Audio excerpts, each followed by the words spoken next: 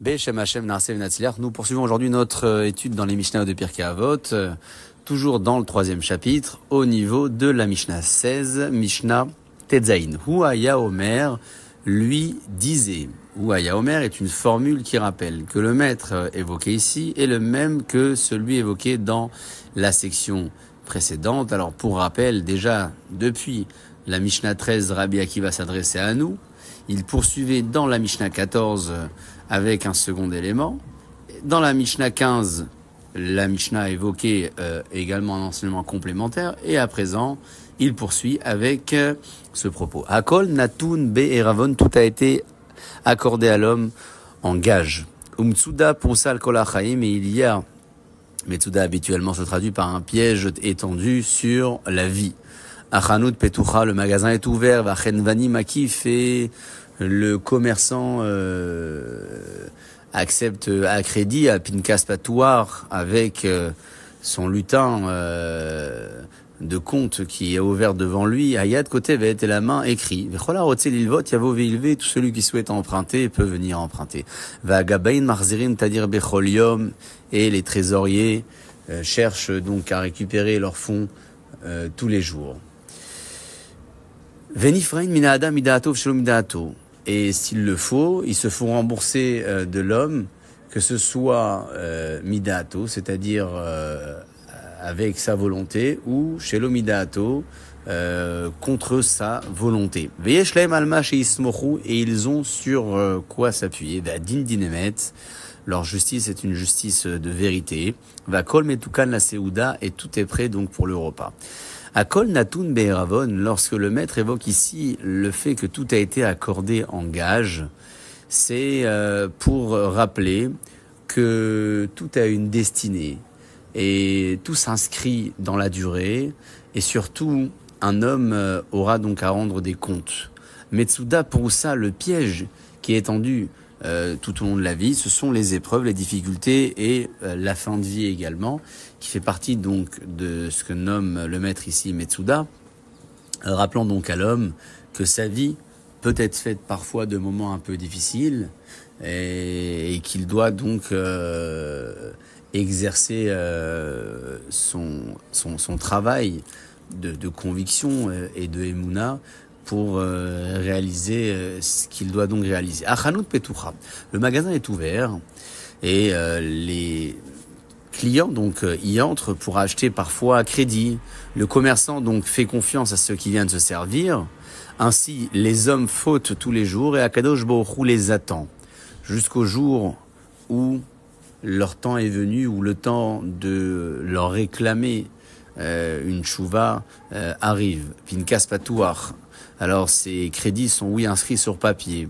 Cette main qui est inscrite, c'est une main qui complète finalement la mémoire de ce commerçant, qui retient le nom de ses clients, mais qui peut être parfois, par la charge de son activité, oublié quelque peu le nom de ces personnes-là. Il lui faut donc inscrire cela sur papier.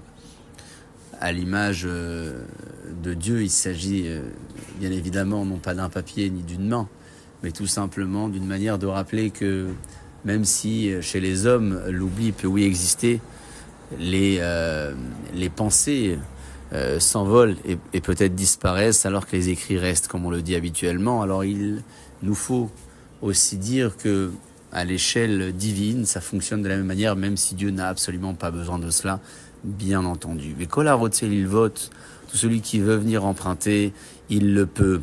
C'est-à-dire que personne n'est contraint d'emprunter, personne n'est contraint de fauter pour attendre son jugement à crédit, en quelque sorte. C'est au choix et au gré de chacun. Gabaïm, les trésoriers qui viennent chercher donc à encaisser cette dette, ce sont les épreuves, les difficultés, les mauvaises rencontres, tout ce qu'un homme a à surmonter dans sa vie, et qui sont finalement envoyés pour rappeler une personne à l'ordre et pour le remettre dans le droit chemin, raison pour laquelle nous disons habituellement que c'est au travers de la difficulté qu'une personne peut grandir. Lorsqu'il est question de se faire rembourser, c'est-à-dire de punir ou de réveiller ou d'éveiller la conscience du fauteur, ce sera donc fait de son gré ou contre son gré.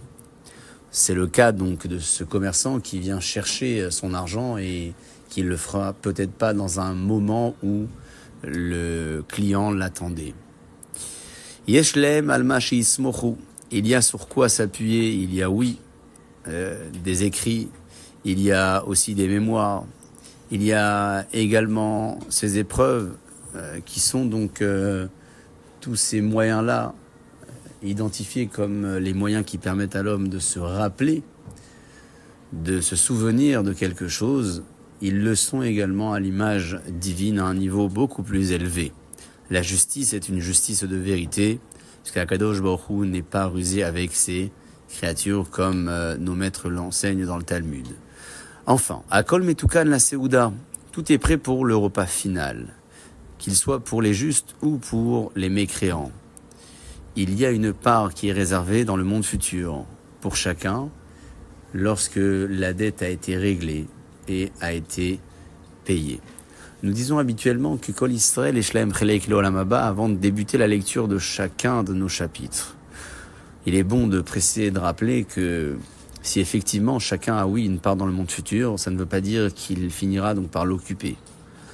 L'exemple le plus simple que l'on donne, c'est l'exemple de ces grands stades et ces grands amphithéâtres qui peuvent contenir des centaines de places et accueillir un grand nombre de personnes, mais qui exigent une participation financière pour y accéder.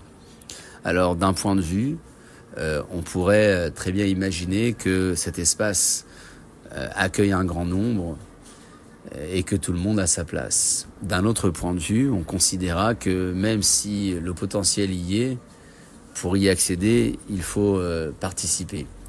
C'est l'image que l'on donne du monde futur, dans lequel chacun peut avoir sa place, mais pour y accéder, il lui faut participer et observer avant tout la mission qui lui a été confiée. Enfin, passons à présent à la Mishnah 17, celle enseignée par Rabbi Elazar ben Azaria, qui évoque combien, en l'absence de la Torah, il n'y a pas de Derech Eretz, en l'absence de Derech Eretz, il n'y a pas de Torah, et ainsi de suite. Dit le maître ici, dans cette Mishnah, Imen Torah en Derech Eretz. S'il n'y a pas de Torah, alors le travail nommé ici le Derech Eretz ne sera pas fonctionnel non plus, puisque l'échange et la transaction du commerce ne sera pas faite dans la politesse et dans le respect. La même chose, Imen Derech Eretz en Torah. S'il n'y a pas de travail, il n'y a pas de Torah, par les difficultés de la Parnassa, nous risquerons peut-être dans ce cas-là de se détacher de la Torah. Imen Chochma en Yir'a. Imen Yir'a en Chochma. S'il n'y a pas de sagesse, il n'y a pas de crainte. Et s'il n'y a pas de crainte, il n'y a pas de sagesse. Puisque finalement, la Chochma est intrinsèquement liée à la Yir'a, à la crainte. C'est la même chose, la crainte vis-à-vis de la Chochma.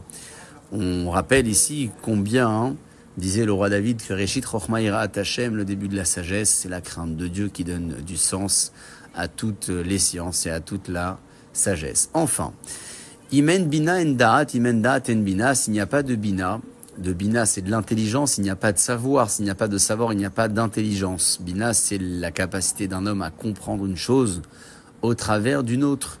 Précisons alors que le Da'at, c'est ce qui permet à l'homme de donner du goût à la chose et du sens.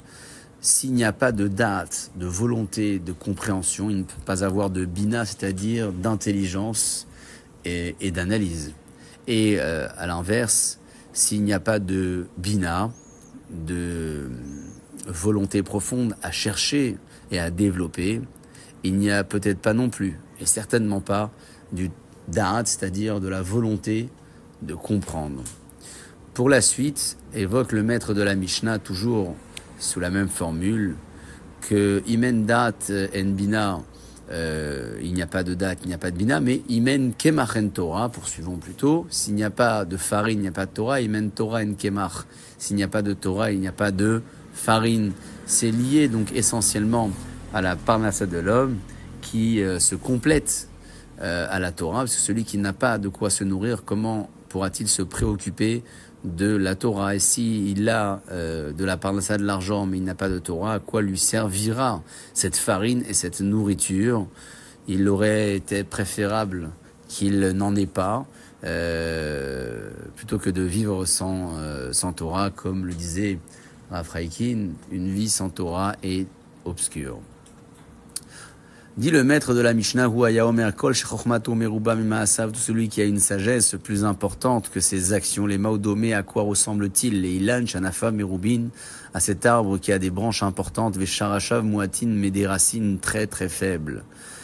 Ve'aru arba, et le vent viendra au karto, au farto alpanav, en le déracinant et en le retournant sur sa face, comme il est dit dans le verset de Yirmiya à ce sujet, le verset indiqué dans cette Mishnah. Aval kol shema asav merubin chokhmato, si à l'inverse les actions prennent le dessus de la sagesse, alors cet homme-là sera, oui, comparé à l'arbre, puisque Adam et Tsasadé, comme le dit la Torah à propos des guerriers qui ne pouvaient pas déraciner donc les arbres fruitiers, parce que les arbres se comparaient à l'homme.